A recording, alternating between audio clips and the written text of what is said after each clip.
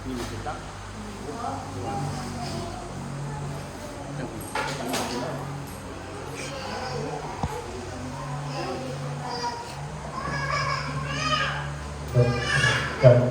Sabbath po sa ating lahat mga kapatid.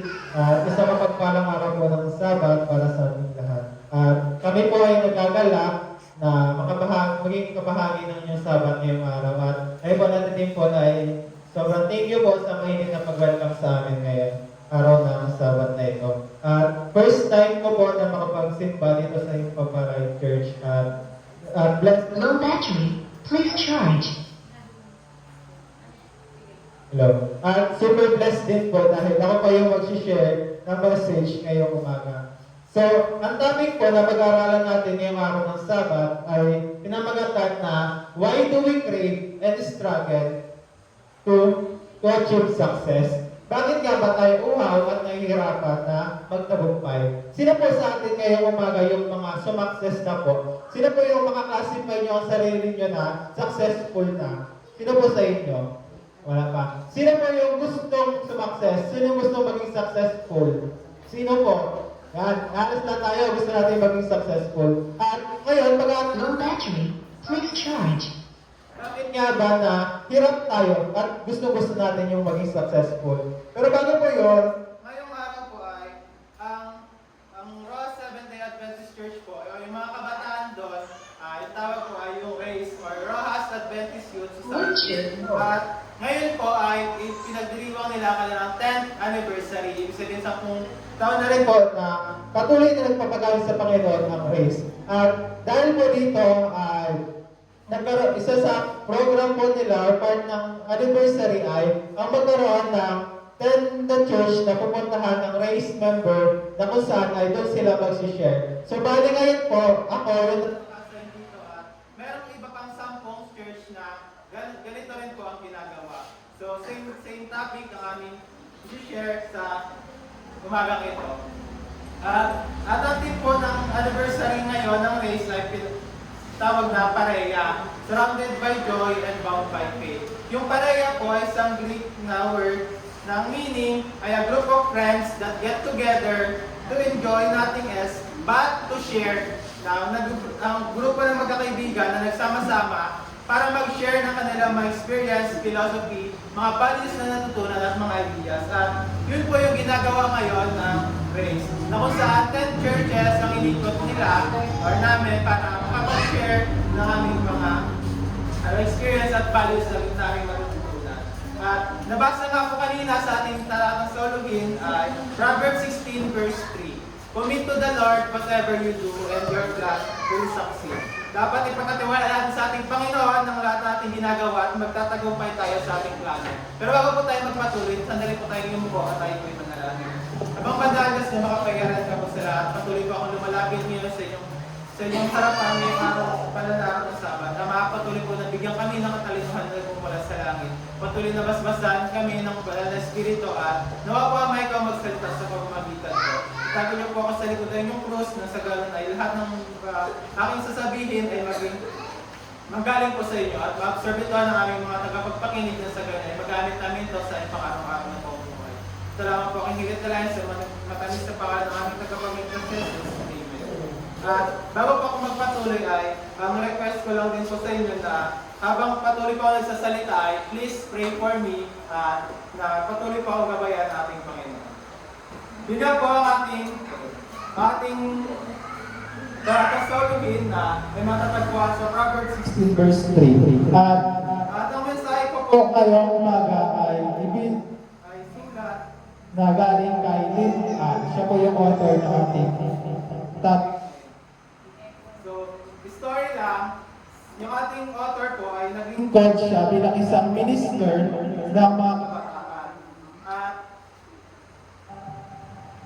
at may privilege siya dahil nga ang nagsiserve siya sa mga kabataan ay nandun nakakasalamuhan niya yung mga kabataan at ang naging struggle niya lang ay kung paano niya ma-address o yung nangyayari sa kanyang buhay ay gawin niya rin or parang i-interpret niya into a biblical or a gospel perspective.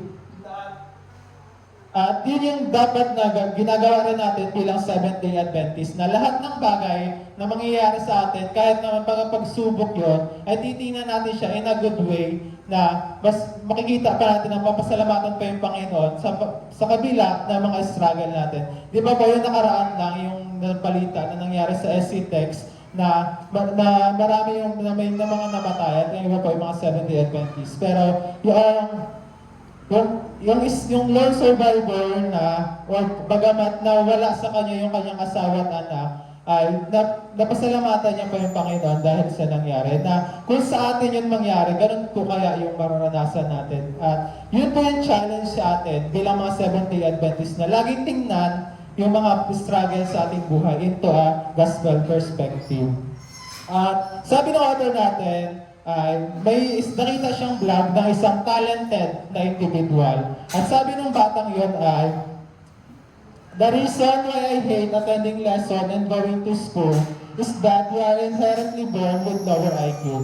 Kaya ayaw niya daw pumasok sa school at ayaw niya ng mag-aaral ay dahil nga mahina yung kanyang yung IQ niya, or ina-classify niya yung sarili niya na na bobo, kung ganun ba. Sinasabi niya sa sarili niya yun. At dahil yun yung nakikita niya sa sarili niya, ayaw niya na pumunta dahil nga laging may mas magaling pa sa tingin niya sa kanya.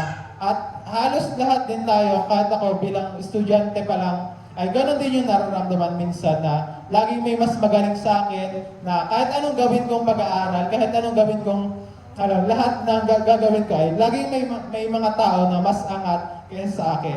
Kaya yun yung naging reason niya din bakit hindi na siya natuloy sa kanyang pag-aaral. Dahil nga naisip niya na may masigit pa sa kanya. At yun din yung makakarelate ang lahat sa atin sa struggle na ito. Na kahit gano'n tayo masipag, o kahit gano'n man tayo may paniniwala na tayo may talento, laging may masihigit pa sa atin.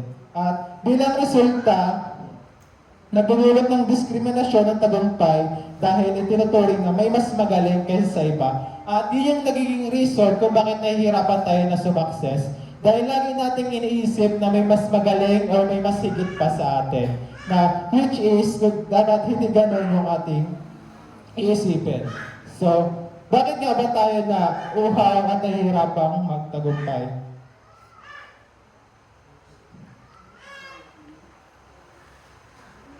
Yan, hindi mo maiwasan ang presyon na magtagumpay. Naniniwala akong may likas tayong pagnanasa para sa tagumpay. Dahil mas malalim na paghahanap ng kahalagahan, kasiyahan at kapanatagan. Kaya natin gusto magtagumpay, yun yung tatlong reason. Dahil gusto natin ng satisfactory at kasiyahan, pati na yung security sa ating buhay. Ang tagumpay na nagbibigay ng ating kahalagahan sa lipunan ay nagdudulot na personal na kasiyahan. At kapag tayo ay nagtagumpay sa pamagitan ng tatlong yun, kapag na-achieve natin ay sobrang saya na tayo para sa ating personal na pamumuhay. At sabi dito, ngunit ang pagnanais na magtagumpay ay isang bagay.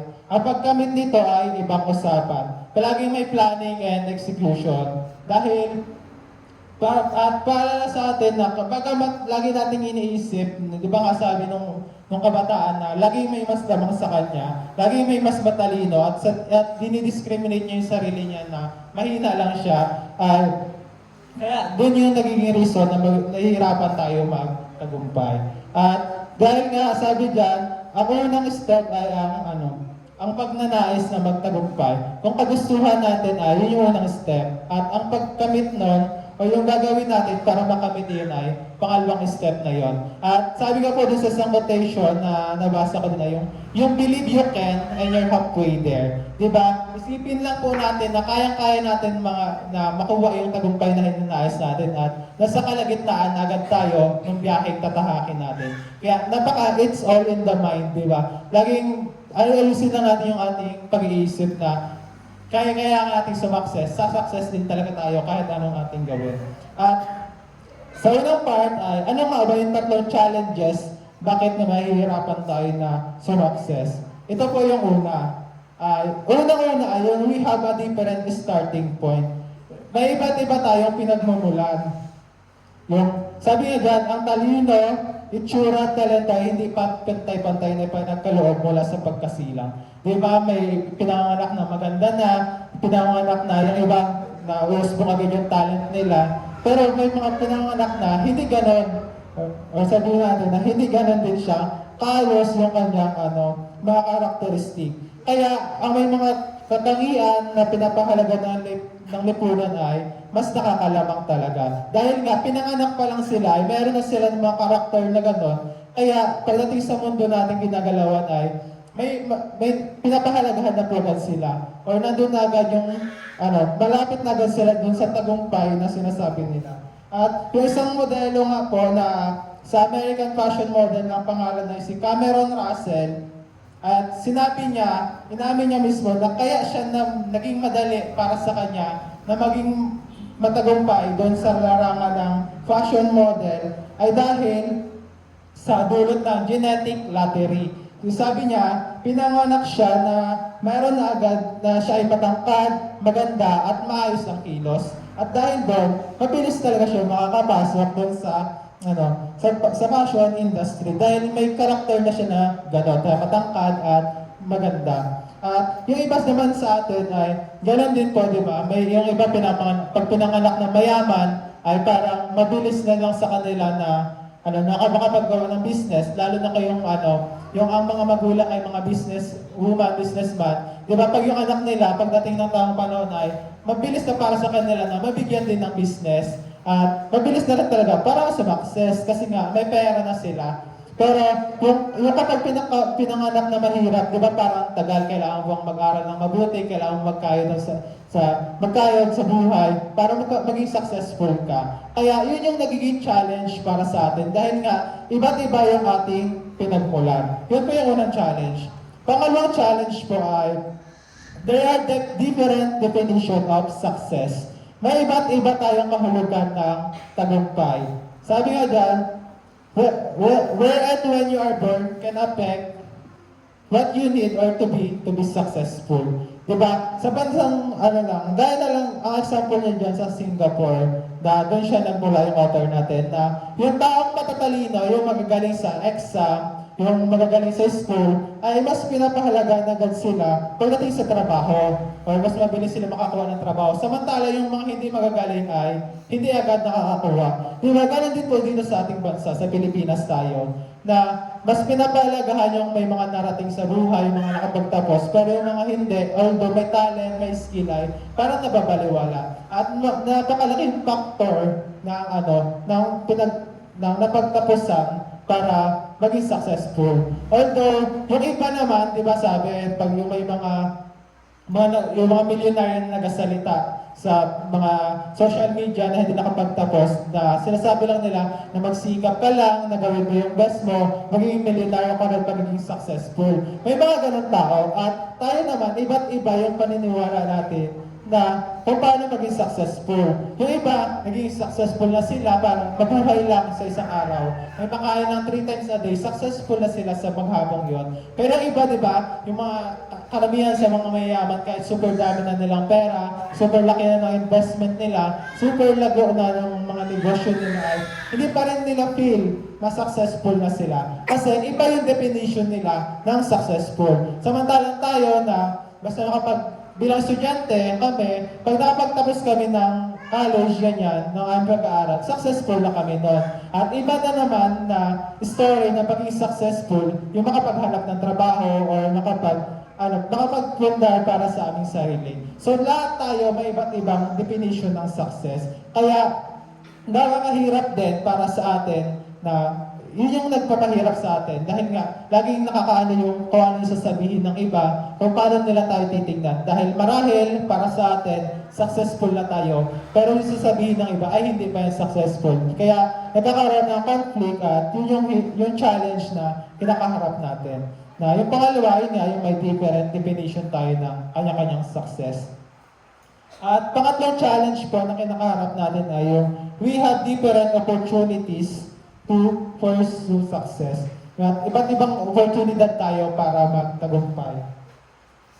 Ang mga taong mula sa may pribilehiyong kalagayan ay mas maraming koneksyon at kakayahang magtagumpay. Gaya nga po sabi ko sa inyo, yung pag yung mga mayayaman, yung pamilya ay may koneksyon sa iba't ibang mga mayayaman din na tao, yung anak nila, parang mabilis na lang din maipasok dun sa mga kakumpanya or kung ano man na para maging successful din. At gaya po ni na yung founder ng Microsoft na si Bill Gates, investor na si Warren Buffett, at pop idol na si JJ Lin, at ganoon na rin yung Olympic swimming medalist na si Michael Phelps. Sabi niya dyan, ay lumaking may suporta sila sa at material na yaman upang na rin ang kanilang likas na talento. Na, di ba, pag yun ang mga anak talagang mayaman, napakadali sa kanila na makapag-training, yung nila, mga equipments na ginagamit ay talagang ng mga na talaga, magaganda. Kaya para sa kanila ay ganun na mabilis na yung opportunity para magtagumpay. Iba naman nga, di ba po, pag may connection ka na, yung may mga backer na yung mga magulang mo, mabilis na rin para sa isang tao na makahanap din ng trabaho para sa kanya at maging successful din sa buhay. Yun yung pangatlong challenges na kinakarap natin na wherein yung mga taong walang ganon, ay hirap na hirap po talaga para maging successful. Kaya pangatlo ay, we have different opportunities to pursue success. At kung gayon, kung mahirap makamit ang tagumpay, saan natin makakamtan ang tunay na kalagahan, kasiyahan at kapanatagan? At yung tatlong na yun, dahil tao nga tayo, makasalanan tayo ay, marami ang naghahanap nito sa tao, ari-arian at mga katungkulan. Dahil sabi nila kapag naging mayaman sila, hindi na nila problemahin yung security. Dahil pwede na sila mag-hire ng mga bodyguard para maprotektahan sila. Hindi na nila problemahin yung kasiyahan. Kasi nga, mabibili na nila kung anong gusto nila at sa pamamagitan nun, magiging masaya sila. Pero, dahil dahil nga ba sa bagay na yon, natin makukuha yung tunay na success. Dahil nga ba sa bagay na yon, sa mga material na bagay na ito, natin makukuha yung tunay na kahalagahan, kasiyahan at kapanatagan. So, people, possessions, and positions will bring significant satisfaction and security. Totoo nga yun na yung mga tao, yung mga ari-arian natin, yung yaman natin ay makakapagbigay sa atin ng kasiyahan at seguridad sa buhay. At sabi diyan, but it is the gospel that has offered us the ultimate answer dun sa tatlong yon. Pero ang sagot sa hinahanap natin na kasiyahan, yung satisfaction, sa significance at security ay makikita natin sa Biblia lamang. At makukuha natin yon walang iba kundi sa ating loving Creator alone. Sa ating manilikha na walang iba kundi ang Panginoong Jesus. At ating pag-aaralan ngayon yung tatlong S at kung paano natin ito makakuha into a biblical way at hindi sa pamamagitan ng material na mga bagay. Yung una po, significance. Ang ating kahalagahan ay kay Kristo at hindi nakatebente po sa atin. Yan po ang tanda natin na ang ating kahalagahan ay kay Kristo at hindi nakasalalay sa ating sarili. Dahil nga sabi po sa Ephesians 1 verse 4 to 5, that God in His sovereignty and love chose us before the creation of the world to be made holy and blameless. Pinili na tayo ng Panginoon bago pa man tayo likhain upang maging banal at walang kapintasan at sa kanyang Panginin. Tayo ay mahalaga sa Diyos, hindi dahil sa talento, kundi dahil sa kanyang biyaya. Tandaan po natin na yung kahalagahan sa ating buhay ay hindi natin makakuha kung tayo man ay maging presidente ng Pilipinas, kaya tayo maging halaga para sa ibang tao. Hindi tayo magiging mahalaga kung tayo ay maging mayaman, bagkus tayo ay mahalaga na po in the first place. Bago pa tayo likhain, bago pa tayo lalangin, ay napakahalaga na tayo sa ating Panginoon. Hindi dahil sa ating talento, hindi dahil palasimba tayo palagi, hindi dahil magaling tayo mag-speaker, hindi dahil lagi tayo nagpapagamit sa Panginoon, bagkus dahil doon sa kanyang biyaya. Kaya tayo ay napakahalaga na para sa ating Panginoon. Di ba nga, sabi dun sa mensahe ng kanta ng mga kabataan kanina na binigay niya yung kanyang buhay, na tayo dapat yung mamatay dun sa krus ng Kalbaryo. Na-deserve natin yon yung mamatay, pero ibinigay niya yung kanyang sarili dahil mahal niya tayo. Pangalawa po na hinahanap natin para magtagumpay ay yung satisfaction. Pero sabi po natin ng Biblia, true satisfaction is to be found in a relationship with God. Sabi po, ang tunay na kasiyahan ay nasa relasyon sa Diyos. God's love gives us satisfaction that surpasses that which we can find in earthly relationship. Yung pag-ibig po ng Panginoon ay magbibigay sa atin ng higit pa sa anumang ibinibigay sa atin ng mundo. Ang pag-ibig po ng Diyos, tandaan natin, masigit pa yan sa pag-ibig nating pamilya, masigit pa sa pag-ibig nating mga karelasyon, o kaya sa ano pa ang pag-ibig na mararamdaman natin dito sa ating sa mundo ating ginagalawan. Dahil ang ang pag-ibig ng Diyos ay kayang humigit pa sa kahit anumang ini-imagine natin. At sabi po dyan, the extent of His love was displayed when He sent His Son to die on the cross for us while we were still sinner. Yan. Dahil nga, binigay niya yung kanyang bugtong na anak para lang sa atin na hindi naman talaga natin dapat deserve, pero dahil mahal niya tayo, ay hinayaan niya mamatay yon para sa ating mga kasalanan. God's sacrificial and faithful love fulfills our deepest longing. At dahil doon, yung ating ninanamnam o yung ating gustong-gustong makamit na kasiyahan at yung satisfaction ay nabigay na sa atin ng Panginoon na namatay ang kanyang anak para sa atin. At dahil pala doon, dapat talaga ay satisfy na tayo. Kasi binuhin mo tayo makasalanan ay tinubos ng isang perfect na Diyos. Na para lang tayo ay maging maligtas, tayo ay siya ay namatay para sa atin. Kaya hindi na dapat natin hanapin pa yung satisfaction o yung kasiyahan. Di ba yung iba, naging satisfy lang ako kapag naging milyonaryo na ako, may sarili na akong sasakyan, marami na akong mga ari-arian. Pero dun ba natin makakuha talaga yung satisfaction? Yun po ay sa Panginoon lamang.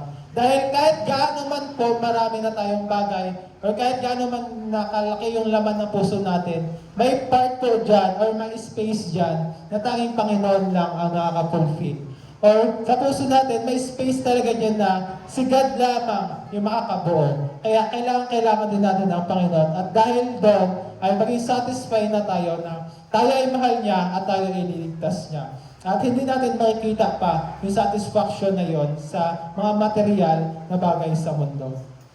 Ang pangatlo po ay security. True security comes from an internal relationship with God. Yan. Tayo, kung gusto natin maging successful para hindi na natin problemahin yung ating buhay. Dahil super laganap na rin ang krimen dito sa ating bansa. Ang mga road rage, diba? Yung mga nababalita na away lang sa kalsada, biglang binabaril na or may namamatay na. At yung ngayon nga lang, yung election dun sa bar, na marami yung mga namatay, may mga namatay at yung mga tao ay super natakot dahil sa kanilang sarili. Dahil nga po super gulo ng ating mundo. Pero hindi natin makakuha yung security na yon sa pamamagitan ng pag-hire ng napakaraming bodyguard. Kahit magkaroon pa hire pa tayo ng mga pulis at sundalo para protektahan tayo 24/7 ay hindi po natin makakuha yung totoong seguridad. Dahil ang true security po ay makakuha lamang natin sa internal relationship with God. Not only God is eternal, but He also promised us eternal life. At yun yung mahalaga para sa atin na bagamat tayo ay mamamatay dito sa mundo, ay may pinangako ang Panginoon sa atin na buhay na walang hanggan. Dahil dito ay may tiwala tayong hindi magwawakas yung relasyon natin sa Kanya. Dahil bagamat ang relasyon dito sa, di ba pag sa mundo sabi, till death do us part, na pag namatay, nahiwalay na. Pero tandaan po natin na pag ang relasyon natin sa Panginoon, kahit tayo mamatay, magtiwala tayo na bubuhayin niya tayo at makakasama niya walang hanggan doon sa langit na bayan. At dahil po doon, yun yung nagbibigay sa atin ng true security. Na dahil alam na natin na bagamat mamamatay tayo, basta tayo na sa Panginoon ay makakasama natin siya at magkakaroon tayo ng buhay na walang hanggan. At yung security na yon, at yung relationship natin sa Panginoon ay yun yung tunay na forever at hindi po yun magtatapos. At si Blaise Pascal, isang French mathematician, at isa rin siyang physicist at inventor, ito ay sabi niya, "There is a God-shaped vacuum in every man's heart." Sabi niya po,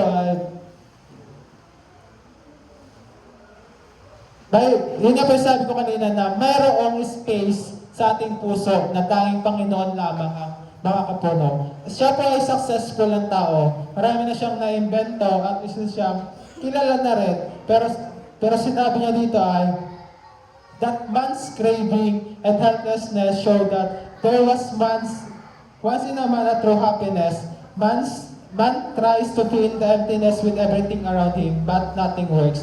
Kahit gaano pa natin kagusto yung kasiyahan, kahit itry pa natin yung mga makamundong bagay, lahat ng makikita natin sa mundo, kahit itry natin yan, hindi natin makakuha yung tunay na kasiyahan. Dahil tanging may isang space po talaga doon sa ating puso, na kahit ano man gawin natin, kahit ma-experience natin ang lahat ng bagay sa mundo, kahit makamit natin ang lahat ng pera na pwede natin makuha, ay tanging Panginoon lamang yung makakapag-fulfill nun. At yung fulfillment na yon ay makakuha natin walang iba kundi sa ating Panginoon. At pangatlo, part 3 natin, yung Christian's perspective to success. Paano naman tayo bilang Kristiyano na magtatagumpay? Dahil nga, sabi natin na maraming struggle pag yung tagumpay ng mundo ang hinahangad natin. Tatlo rin yung struggle na nabanggit natin. Pero kapag yung Christian's perspective of success ang tinignan natin ay sure ako na successful na tayo, dagat tayo at tayo ay sa success sa ating buhay dito sa mundo. Una po, success is ultimately a blessing from God. Tandaan po natin, yung tagumpay ay biyaya sa atin ng Panginoon. Pag blessing ay walang kapalit. Bigay po yan sa atin ng Panginoon. Biyaya. At sabi diyan, it is God who bestow us with talents and provide us with resource and opportunity. Na ang Panginoon yung nagbibigay sa atin ng mga talento, na makakain natin sa pang-araw-araw, na mga gamit natin, na mga gamit natin dito sa mundo. At yan po ay napatunayan na ni Haring Nebuchadnezzar. At natutunan niya rin yung lesson na ang Diyos lamang ang tanging kailangang itaas. At niremind din siya na Most High is sovereign over all kingdoms on earth and give us anyone that He wishes. At naalala ko po yung isang kwento na kung bakit tayo kailangan magpasalamat din sa ating Panginoon dahil sa kanyang biyaya. So may isa pong mayaman na tao at siya po ay kumakain hanggang napadaan siya doon sa kanyang balcony. Sa balcony niya, habang kumakain siya ay nakita niya yung isang beggar na mamalimos doon sa may labas ng kanyang gate. Sabi niya ay, "Thank you Lord dahil may nakakain ako at hindi ko kailangang mamalimos na kagaya nung beggar doon sa labas ng bahay." So, nagpasalamat siya sa Panginoon dahil hindi nga siya kagaya ng pulubi. At yung pulubi naman, habang siya ay namamalimos doon sa kalsada ay, may nakita siyang isang baliw na tumatakbo na nakahubot-huba doon sa kalye. At sabi niya ay, "Thank you Lord, dahil bagamat mahirap ako na mamalimos ako ay, hindi ako baliw na kagaya ng taong yon." At itong baliw naman ito, habang sa kanyang habang siya hubot-hubad na napagpalakad-lakad doon sa kalye ay nakakita ng dumadaan na ambulansya. At sabi niya, "Thank you Lord, dahil bagamat baliw ako, ay hindi ako may sakit at may chance na 50-50 na yung buhay. Nakagaya nung nakasakay doon sa ambulansya." At yung nasa ambulansya naman, habang sila ay mabilis na dumaan papunta sa ospital, napadaan sila sa sementeryo. At nakita niya doon yung mga puntod at nagpasalamat siya. At sabi niya sa kanyang sarili, "Thank you Lord, dahil although may chance na 50-50 na yung buhay ko, hindi pa ako kagaya nung nasa libingan na yon, mga tao din sa libingan. Pero yung nasa libingan po ba, kaya pa nilang magpasalamat? Hindi na po. At matatapos naman yung pagpapasalamat natin sa ating Panginoon kapag tayo namatay na. Pero habang tayo nabubuhay dito sa mundo, although marami tayong mga struggles, marami tayong mga problema na kinakaharap, lagi na may bagay na dapat natin ipagpasalamat sa Panginoon. Yung pag-iisip pa lang po natin sa umaga, super laking blessing na yon from God. Kaya sana, nadala natin na nasa Panginoon yung ultimate blessing. At dahil ibinibigay niya yun sa atin, walang hanggang pasalamat na kailangan natin ibigay sa ating Panginoon at doon pa lang ay sumakses na po tayo sa ating buhay. Pangalawa po, success does not save us from death. Sabi po sa James 4 verse 30-5, nire-remind niya po tayo na that our lives are like a mist that appears for a little while and then vanish. Na yung buhay natin ay parang hamog lang na mabilis maglaho. Kahit gaano pa tayo katagumpay, ay mamamatay rin tayo. Ito ay naging totoo para sa akin. Yung partner po natin ay may best friend siya na successful na. At yung kaibigan niya na yun ay na isang nagbakasyon lang at nagkaroon siya ng sakit na asphyxiation. Sinerge ko po siya at Tagalog sa kanya yung pagkasakalo ang kakulangan ng hangin sa katawan. Isa yung medical na kondisyon kung saan ang katawan ay nawalan o kulang ng sapat na supply ng oxygen na mag-aaling magdulot ng hirap na paghinga, kawalan ng malay, at yung worst nga na nangyari sa kaibigan niya, yung namatay. Yung kaibigan niya po noon ay successful na rin sa buhay. Kung sa perspective ng sanlibutan. Dahil maganda yung marriage niya, meron siyang anak na maayos, yung bahay niya, maganda, at may posisyon din siya na head siya ng malaking organization. At active din yung kaibigan niya na yun sa church. Pero namatay pa rin dahil lang yung sakit na yun at sa isang vacation nangyari.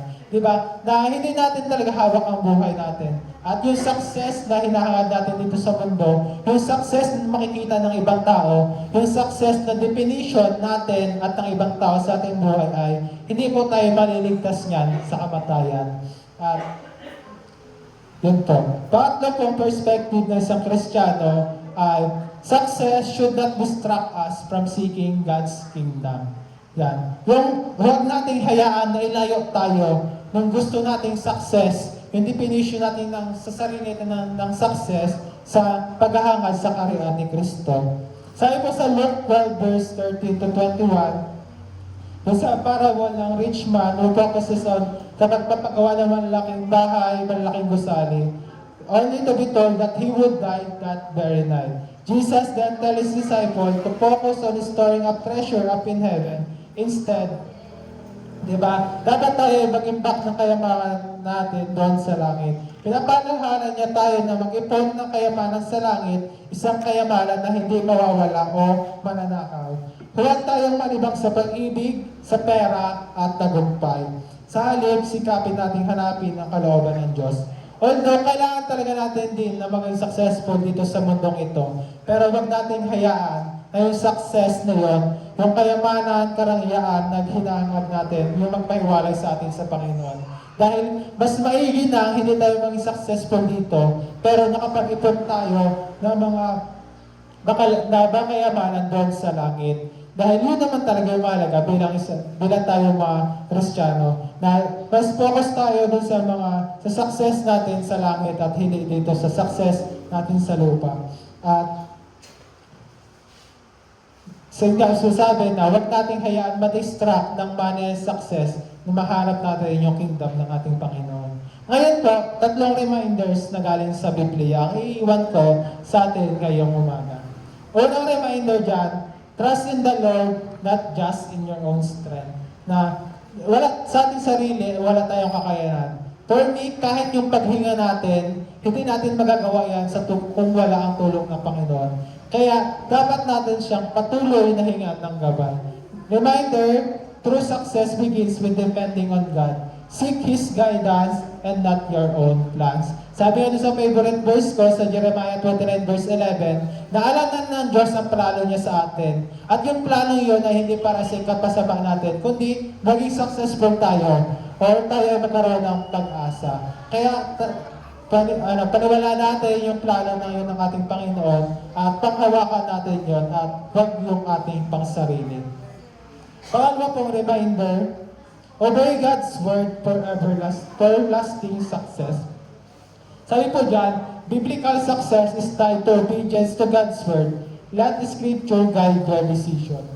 Dahil nga, hindi tayo aasa sa ating sarili, kundi sa Panginoon, doon natin gagawing guide yung Bible. Dahil nga yung Bible, hindi po talaga makalimutan yung pag-DOY, na ang acronym ng Bible ay yung Basic Instruction Before Leaving Earth. Yun po talaga ang hindi ko makalimutan, na yun talaga yung dapat, ito talaga yung Bible na dapat nating basahin at gawing gabay habang tayo ay nandito sa mundo. Dahil nandito na po nakalagay kung paang manual ng ating buhay. Kailangan natin basahin para yung success na hinahanap natin ay ating makamit. At pangatlo po, seek God's kingdom first. Sabi ako sa Matthew 6 verse 33. Na kailangan natin unahin lagi ang ari-ari ng ating Panginoon. Although, sabi nga, hindi talaga natin iwasan, hindi natin maiwasan bilang tao na maghangad ng successful na buhay dito sa mundo. Sino ba naman ang gustong mamatay ng mahirap, di ba? Lahat tayo ay magta-try pa din para gumaan ang buhay. Lahat tayo ay magsisikap pa din para kahit papaano ay maging okay.